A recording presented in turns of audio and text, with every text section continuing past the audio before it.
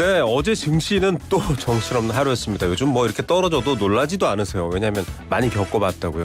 자, 시장의 장기적인 방향 평가는 좋지만요. 수급, 시장이잖아요. 사려는 사람, 팔려는 사람들의 관계는 미묘합니다. 그 흐름이 더 중요해진 이유도 있습니다.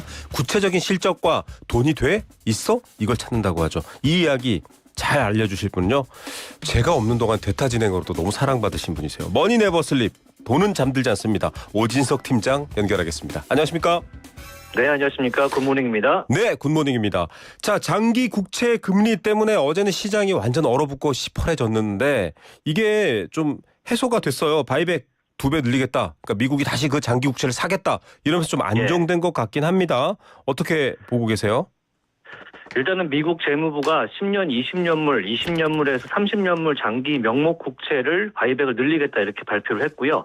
그 규모가 최소 2배로 얘기가 됐습니다. 네. 30년물 국채가 어제 5.34까지 올랐었는데 이게 채권의 과잉 공급 얘기가 나온 이유가 좀 있었거든요. 예. 이거를 재매입하는 규모를 회당 한 40억 달러까지 2배를 최소 늘리겠다 이렇게 얘기가 된 거고요.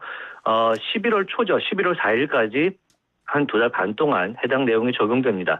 근데 이제 지수만 놓고 보면 한숨 돌렸다 이렇게 미국에서 반응을 했는데 예. 다만 시장에서 희망하는 것처럼 이게 양적 완화나 기준금리 인하 수준의 영향은 추진을 못할 것 같다는 게 이제 미국 시장에서의 좀 분석이 나와주고 있고요. 예. 금리가 너무 급하게 오르다 보니까 긴급 처방을 한 거라고 봐야 한다. 그래서 수급적인 요소를 해소하는 역할을 해줬다 이렇게 평가할 수 있겠습니다. 예, 꽉 찬 유동성 부분은 해결한 것 같은데요. 재정 적자 확대, 인플레이션, AI 투자센터에 따른 회사채들도 회사도 지금 채권을 발행하고 있습니다. 빚을 내고 있는 상황입니다. 이게 장기적으로는 결국 해결이 안 되고 계속 금리 불안, 장기 국채 금리 불안으로 갈 거다라는 전망도 있더라고요. 그렇게 봐도 되나요?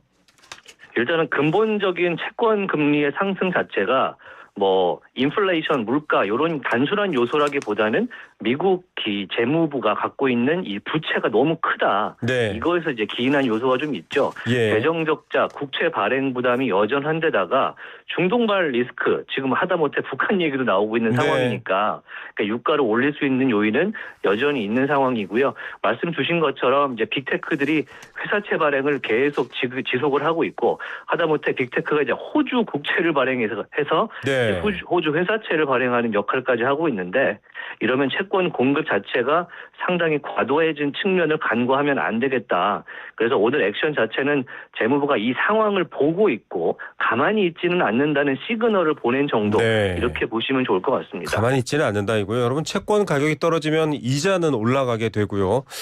이게 또 불안 요소로 자금 조달에 어려움으로 또 올 수도 있는 상황입니다.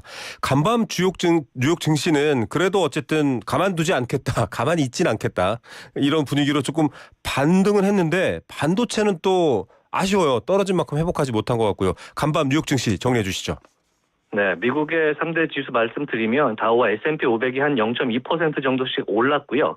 나스닥이 0.16% 올랐는데 눈여겨보실 만한 것은 러셀 2000 예. 소형주 지수가 0.5%가 올랐어요. 네. 확실히 국채 바이백의 긍정 영향 크게 받아서 사흘 만에 지수가 반등을 했죠. 그런데 내용을 보면 이게 엄청나게 금리 때문에 지수가 크게 올랐다라고 하기엔 좀 애매한 것이 예. 방어적이었습니다. 왜냐하면 이제 반도체가 말씀 주신 것처럼 크게 내렸고 헬스케어가 이 지수를 다 끌어올렸거든요. 예. 이 모더나와 머크가 개발한 암 백신. mRNA 이 암 백신이 네. 3상 임상을 성공했다고 발표하면서 네. 모더나가 170%가 올랐습니다. 와. 그 큰 회사의 주식이 170%가 올랐고요. 예. 어제 이제 타깃이라든지 에스티로더 같은 소비재 종목들도 실적이 잘 나와서 로테이션이 돌아서 시장이 좀 올라준 측면이 있겠습니다.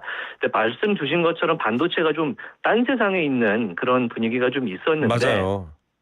이게 단순히 금리 때문에 문제로 반도체가 어제 빠졌다 이렇게 보기가 쉽지는 않은 부분이죠. 그래서 예. 결국에는 AI 투자 과잉이라는 걱정을 따로 해결해야 되는 부분이고요.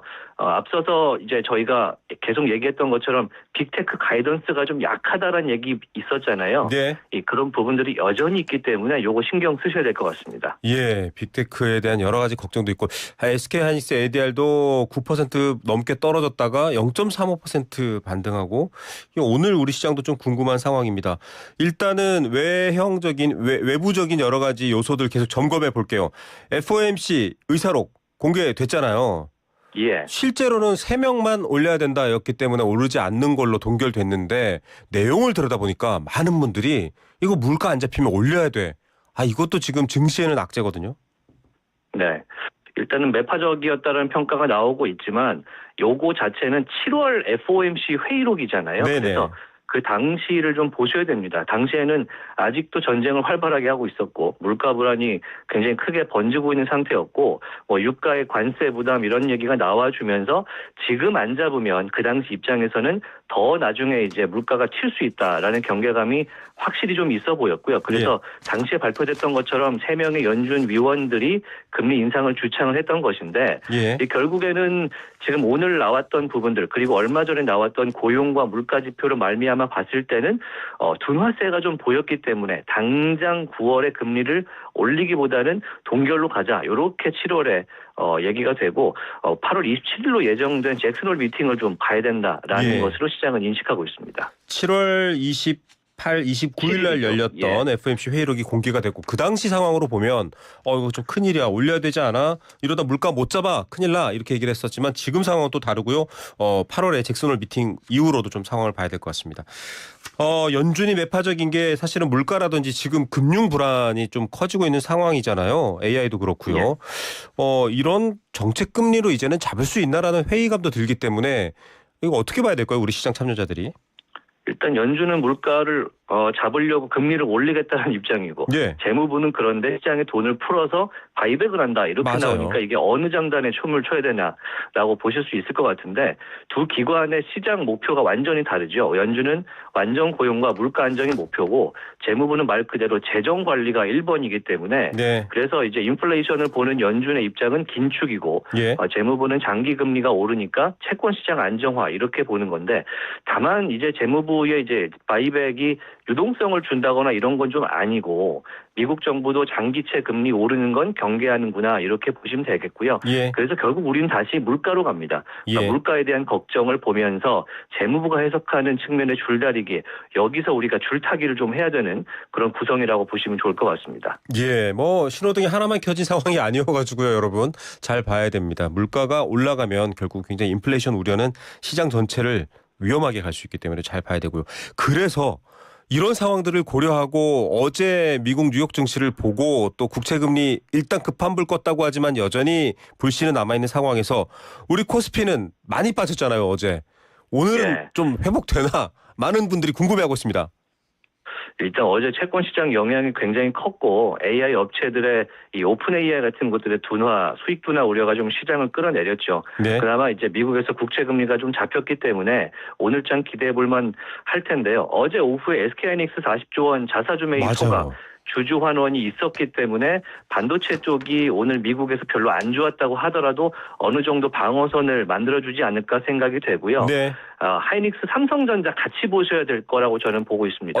왜냐하면 하이닉스가 이제 어느 정도는 40조 원이라는 자사주 소각의 영향으로 긍정 요소가 있는데 삼전이 빠지면 이게 무의미하거든요. 그런 상황에서 삼성전자 같이 가고 외국인 순매수가 다시 발동하는지 오늘 그거를 좀 보시면서 초반에 이제 반등을 하더라도 바로 가지는 마시고 이 흐름을 좀 같이 보시면서 외국인 수급도 확인하시고. 이게 40조 원 규모의 자사주 취득해서 소각하겠다. 그만큼 남은 주식의 가치는 올라가게 되는 거잖아요. 모르시는 분들이 좀 설명을 하자면. 거기다가 배당금도 이제 넉넉하게 하겠다. 이게 좀 현금 여력 돼 이런 의미로 해석할 수 있을까요? 일단 40조 원 투입을 해갖고 자사주 2,407만 주를 매입해서 소각한다. 이게 전체 3.3% 정도 해당하는 거고요. 이게 이 주당 가치로 보면 3.4% 상승하는 그런 영향을 좀 주게 됩니다. 그 추가적으로 여기에다가 잉여 현금 흐름 50% 이상 주주 환원으로 쓰겠다라고 발표한 부분이 저는 사실 자사주 매입 소각보다 더 큰 거라고 보고 있습니다. 왜냐하면 이게 미국의 마이크론이나 샌디스크가 잉여 수익의 100%를 주겠다면서 크게 올랐잖아요. 그런데 누적 잉여 현금 흐름에서 50% 그것도 최소로 주겠다라는 거는 그 규모가 더 크다는 얘기거든요. 그래서 시장 자체는 환영할 수 있는 그런 요소라고 보면 좋을 것 같습니다. 어제 SK하이닉스 이사회에서 나온 말입니다. 누적 잉여 현금 흐름 FCF의 50% 이상으로 확대. 결국은 참여자들한테 더 매력적이기도 합니다. 그리고 AI 관련해서 피크아웃 아니냐, 과잉 아니냐 얘기가 있었는데 하이닉스도 여기에 대해서 좀 약간 다른 입장을 보여준 것 같아요. 네, 하이닉스가 보여준 입장이 이번에 나온 액션으로 보시면 좋을 것 같습니다. 예. 말씀드린 대로 이 잉여 현금 흐름 FCF라는 것 자체가 KPEX 투자를 빼놓고 남은 돈을 이야기하는 거잖아요. 예. 그러다 보니까 이제 마이크론이나 샌디스크 같은 경우는 이 수익을 놓고 거기서 우리가 쓸 만큼 쓴 다음에 돌려주겠다는 입장이니까 투자에 대한 불확실성을 줬었는데 이제 SK 하이닉스가 발표한 이제 환원 정책에서는 FCF가 KPEX를 빼고 난 수익이다 예. 보니까 우리는 투자도 할 수 있고 그다음에 현금 흐름도 충분히 창출할 수 있다. 알겠습니다. 이런 자신감으로 해석을 하면 좋을 것 같습니다. 예, 그 해석에 잘 살펴보시고 들어가야 될 것 같습니다. 오진석 팀장이었습니다. 감사합니다. 고맙습니다. 여러분,